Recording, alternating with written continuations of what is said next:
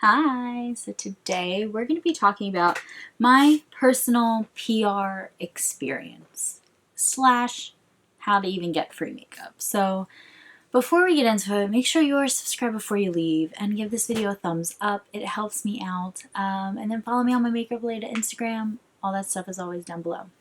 Let's just dive right in. So one of the perks of doing makeup related videos and Instagrams and that kind of stuff. Blogs, I guess. I don't do a blog, but one of those perks is that companies, if they see you, they could send you stuff for free in consideration for a review. So the purpose of them sending you the free stuff is so that you'll try it, you'll love it, you'll tell your audience about it, then they buy it. It's kind of like a investment return. So they send you the free stuff. Hopefully they're going to get new business out of that sending of the free stuff. In case you didn't, that's just very basic. That's how I understand it, at least. But yeah, it's for consideration or in consideration for a review. So you're not obligated to post anything about the products. You're not, there's no contract, there's no money exchange. This is purely a press sample of a new launch or something that's being sent to people with a big audience. Or sometimes a small audience. With an audience, I guess, is the main thing. So my experience, I'll start there. My experience with PR, there's a couple different ways that people have done it. So one, I'm not going to name any brands, but in one brand, I've actually never had any contact with anyone at the company. I filled out an interest form, and I got put on the list. I wasn't notified I was on the list. No one ever reached out to me. I just all of a sudden started receiving free product, which is fine. But if there was ever a problem, I don't really know who I would contact. That's my only concern there. If a package was stolen, or you know what I mean, or it was broken or whatever. So that's one way. A form online, you just fill it out, you give them your information, and then you sit back and wait. Another company, I've been in very constant communication. I get emails from them all the time, updating, make sure your address is up to date. Are you still at this address? You should be receiving your box, that kind of stuff. So that's another way to do it. And then some other companies I've contacted once, and that's it. That was it. So there's different levels, I guess, of communication is what I'm trying to say. I've had experiences with companies where there's two ways that you can get PR. There's one, you're doing the research and contact. So I look on their website, see if they have a press email or an info email, something like that. And I email them and I say, hey, I love your brand. These are the products that I love, and I would love to try more. Let me know if that's a thing that we can talk about. And in those emails, I say it more kind of professionally, but in those emails, I give my contact information, my email address, my phone number, and my address, because then that way they just have it and they can send me the stuff if they want to or not. Whatever. So there's that method where you can just reach out to the company. I highly recommend doing that because the worst they can do is say no. What's the problem?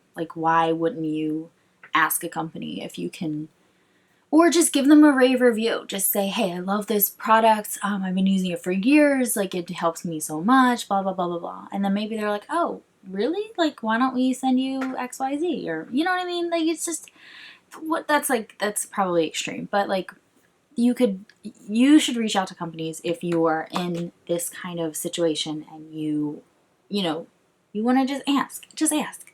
They're going to say, they'll say no if they want to say no. Or they won't respond. It's fine. The other way is for companies to contact you. So I've had one very distinct moment where it was a product and I was posting about it on my story. I was just like, oh, using this tonight, and then I tagged the brand. Like, that's all I did. Like, literally just tagged them and said, I'm using this. It wasn't even like a video of me using it. That was it. And I got an email and they were like, we want to put you on our PR list. That was it. So you never know, by doing that small thing, you never know who's watching. And you could be the right fit for their brand.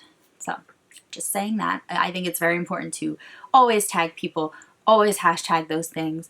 Follow the brands that you like on Instagram, follow them. Be present in their feed, because they might one day just go down the list of comments and click random profiles and be like, oh my God, like this person has 10,000 followers. Like, what's their feed about? Oh my God, it's about makeup. Oh, look, they mention our product here, here, and here. They'd probably be a good fit to be put on our PR list. Let's contact them. You know what I mean? That kind of thing. So some negative experiences I've had with PR. One time I emailed a company, asked them to be on their list or just be sent like a sample package or something, whatever it was. And they were like, yeah, absolutely. Great. Perfect. And then like 8 months went by and I never heard from them again.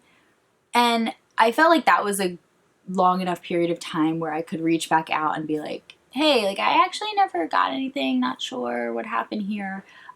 Because like one brand sends PR almost monthly, or actually a couple brands send PR almost monthly, but there's other brands that like, they just do it like when they actually have releases, and not everyone's releasing something every month. So I felt like 8 months was a good period of time to be like, hey, did I smell?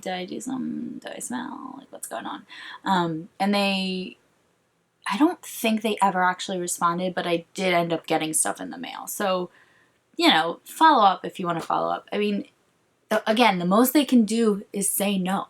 Like, they could just not respond, or just not, they could just say no. Like, you're not hurting yourself by doing that, unless you're emailing them every day being like, I want free shit. I want free shit. Like, that, I wouldn't recommend that.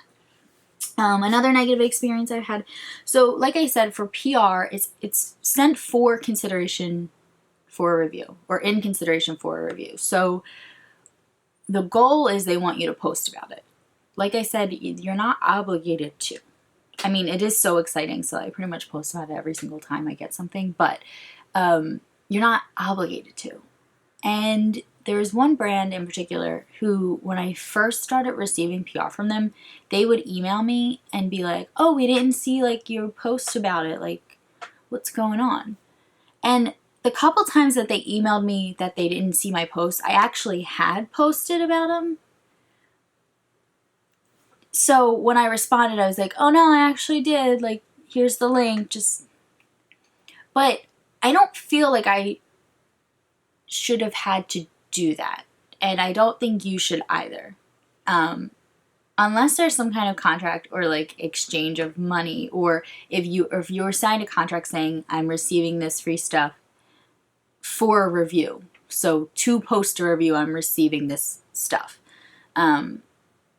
Then yeah, you're obligated to post. But if there's no contract, if it's just like, hey, I'm sending you this, you're on our PR list, like, you're not obligated to do anything. So I think it's really unprofessional that company kept, like, they did it a couple times. They haven't done it in a little bit. I actually stopped getting PR from them for a little bit, and I think it was because I didn't post.